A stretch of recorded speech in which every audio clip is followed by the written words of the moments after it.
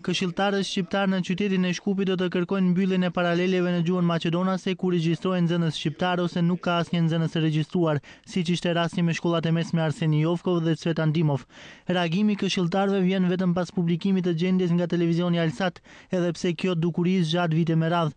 Qemal Musliu nga radhët e BDI-s theksoi se gjatë miratimit të konkursit të ardhshëm për pranimin e gjimnazistëve do të eliminohet numri i paraleleve që nuk e kanë plotësuar minimumin ligjor viteve të fundit. Së shpejti do t'i marrim edhe informatat për punën e shkollave të mesme, mirë që dul kjo në pak, edhe besoj se me informatat që do dalin prej inspektoratit të arsimit, edhe informatave që do vinë prej vetë shkollave, do të jetë piknisje për të analizuar shumë më mirë, edhe në konkursin e ardhshëm të propozojmë paralele aq sa ka edhe nxënës, pa marrë parasysh në cilën gjuhë do të zhvillohet procesi arsimor apo në cilën gjuhë profesori e zhvillon procesin arsimor.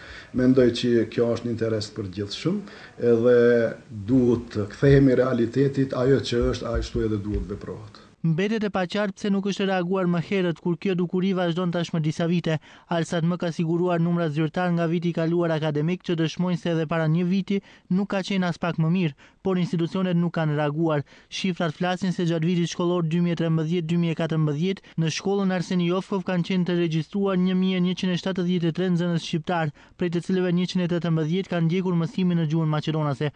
2 fish më pak maqedonas kanë ndjekur mësimin në shkollën ekonomike, ose gjithsej 565. Në Cvetan Dimov nuk ka qenë regjistruar asnjë nxënës maqedonas dhe 1271 shqiptar. Përkundër këtyre fakteve, në shkollën Arseni Jovkov nuk është ulur numri i paraleleve në gjuhën maqedonase, ndërsa në shkollën Cvetan Dimov janë mbyllur vetëm nga një paralele në secilën gjenerat.